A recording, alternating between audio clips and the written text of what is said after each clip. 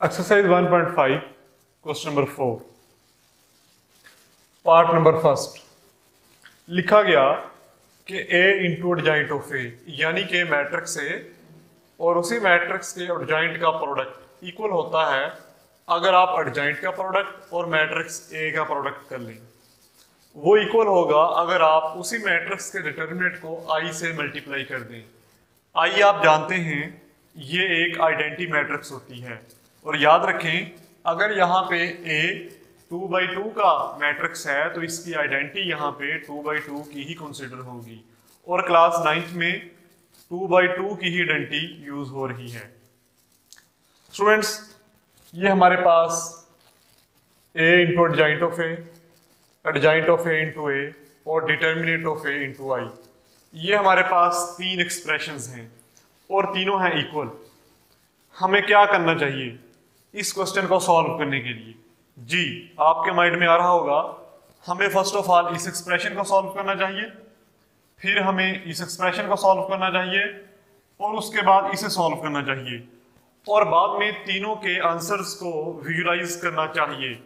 अगर तीनों के आंसर्स इक्वल आ गए तो समझ लें हमारे पास ये स्टेटमेंट वेरीफाई हो चुकी है, ये स्टेटमेंट प्रूव हो चुकी है।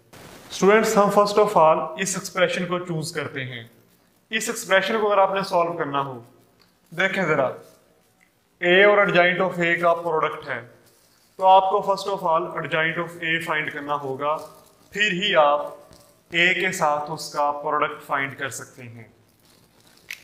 जी स्टूडेंट्स इस मैट्रिक्स ए का एडजाइंट फाइंड करते हैं। एडजाइंट ऑफ ए आप जानते हैं कि एडजाइंट ऑफ ए कैसे फाइंड किया जाता है, उसे रिकॉल कर लें।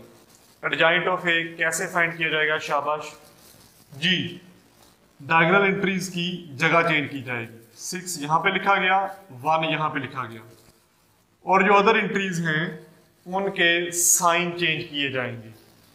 -4 एंड -2 ये फाइंड किया गया एडजाइंट ऑफ ए। अब हम फाइंड कर सकते हैं A into adjoint of A, A into adjoint of A, यानी कि हम मैट्रिक्स ए का प्रोडक्ट लेंगे एडजाइंट ऑफ ए के साथ। यहां पे लिखेगी मैट्रिक्स ए और यहां हमें मैट्रिक्स ए की वैल्यू लिखना होगी 1 2 4 एंड 6। यहां पे लिखा गया एडजाइंट ऑफ ए और यहां हमें एडजाइंट ऑफ ए की वैल्यू लिखना होगी जी 6 -2 -4 एंड 1। जी इनका प्रोडक्ट फाइंड किया जाएगा। प्रोडक्ट फाइंड करना हम एक्सरसाइज 1.4 में सीख चुके हैं। हम यहां से फर्स्ट रो को चूज करेंगे, फर्स्ट कॉलम के साथ मल्टीप्लाई करेंगे, फिर सेकंड कॉलम के साथ मल्टीप्लाई करेंगे। चलें अभी हम फर्स्ट रो को चूज कर रहे हैं और यहाँ पे मल्टीप्लाई करने जा रहे हैं फर्स्ट कॉलम के साथ। जी फर्स्ट एलिमेंट को फर्स्ट एलिमेंट के साथ मल्टीप्लाई किया जाएगा। 1 मल्टीप्लाइड बाय 6, फिर प्लस, फिर 2 मल्टीप्लाइड बाय -4। जी अब हमने फर्स्ट रो को फर्स्ट कॉलम से मल्टीप्लाई कर लिया। अब हम फर्स्ट रो को सेकंड कॉलम के साथ मल्टीप्लाई करेंगे। फर्स्ट एलिमेंट को फर्स्ट एलिमेंट के साथ मल्टीप्लाई किया जाएगा 1 -2 प्लस, फिर सेकंड एलिमेंट को सेकंड एलिमेंट के साथ मल्टीप्लाई किया जाएगा 2 मल्टीप्लाइड बाय 1। जी स्टूडेंट्स फर्स्ट रो हमने मल्टीप्लाई कर ली। अब हम सेकंड रो पे आते हैं। जी सेकंड रो और यहां से फर्स्ट कॉलम चूज करेंगे। 4 को मल्टीप्लाई करें 6 के साथ, फर्स्ट एलिमेंट को फर्स्ट एलिमेंट के साथ मल्टीप्लाई किया गया, फिर प्लस, फिर 6 को मल्टीप्लाई किया जाएगा -4 के साथ, सेकंड एलिमेंट को सेकंड एलिमेंट के साथ मल्टीप्लाई किया गया। हमने सेकंड रो को फर्स्ट कॉलम से मल्टीप्लाई कर लिया। अब हम इसी सेकंड रो को सेकंड कॉलम के साथ मल्टीप्लाई करेंगे। फर्स्ट एलिमेंट को फर्स्ट एलिमेंट के साथ मल्टीप्लाई करें। 4 मल्टीप्लाइड में -2 प्लस, फिर सेकंड एलिमेंट को सेकंड एलिमेंट के साथ मल्टीप्लाई किया जाएगा 6 मल्टीप्लाइड बाय 1। फर्दर सिंप्लीफाई करें, 6 multiplied by 1 6 plus minus minus 4 2 जा 8, 1 को -2 से मल्टीप्लाई करें -2, 2 1 जा 2, 4 को 6 से मल्टीप्लाई करें 24, प्लस माइनस माइनस 4 को 6 से करें 24, 4 को -2 से करें -8, 6 को 1 से करें 6। फर्दर सिंप्लीफाई करें, 6 माइनस 8 -2, -2 प्लस 2 0, 24 माइनस 24 0 हो जाएगा, -8 प्लस 6 और ये आएगा -2। जी स्टूडेंट्स, हमने इस एक्सप्रेशन को सॉल्व किया, ए और एडजॉइंट ऑफ ए का प्रोडक्ट फाइंड किया। अब हम सेकंड एक्सप्रेशन को भी सॉल्व करेंगे। जी, सेकंड एक्सप्रेशन को सॉल्व करने के लिए एडजॉइंट ऑफ ए का प्रोडक्ट फाइंड करना पड़ेगा ए के साथ। यहां पे लिखते हैं adjoint of A multiplied by A. जी, फर्स्ट ऑफ ऑल यहां पे अब एडजॉइंट ऑफ ए लिखा जाएगा।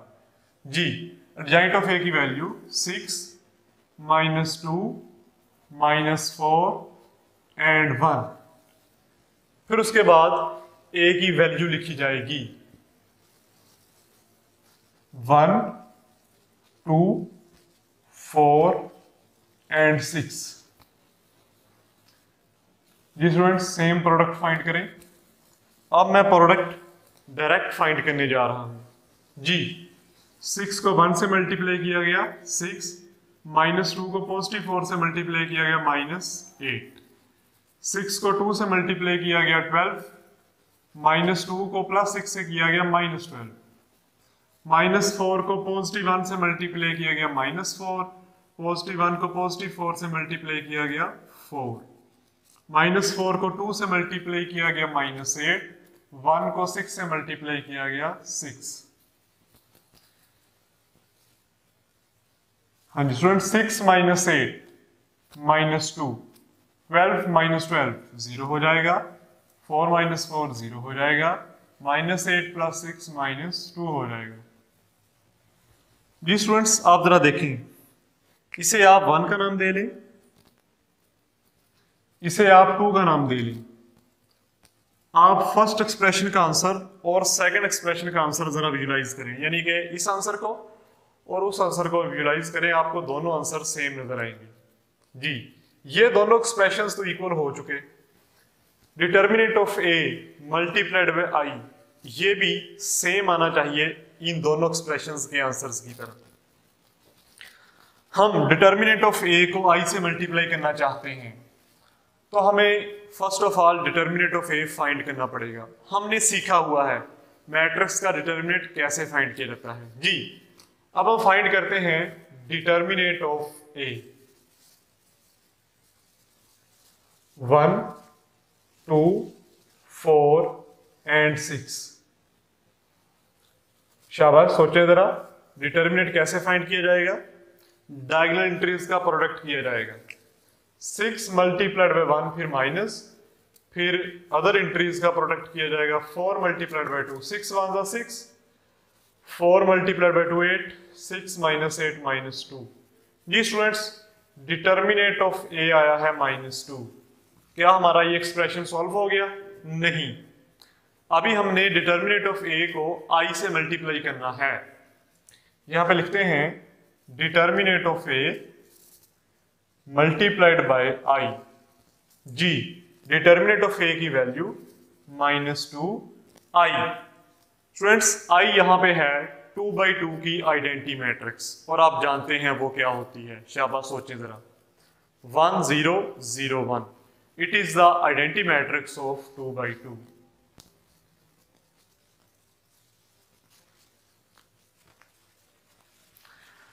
जी स्टूडेंट्स, अब -2 को अंदर मल्टीप्लाई किया जाएगा। -2 को 1 से मल्टीप्लाई करें -2, 0 से करें 0, 0 से करें 0, -2 को 1 से करें -2, और इसे आप बेशक 3 कह दें। तो स्टूडेंट्स आप 1, 2 और 3 इन तीनों रिजल्ट्स को जरा एनालाइज करें। आपको तीनों रिजल्ट्स सेम नजर आएंगे। हम लिखेंगे hence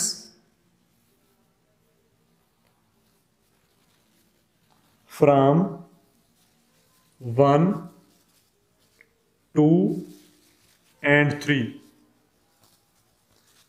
A into adjoint of A equal है adjoint of A into A, और ये इक्वल है determinant of A into I। जी स्टूडेंट्स, question number 4 part number 1 complete हुआ।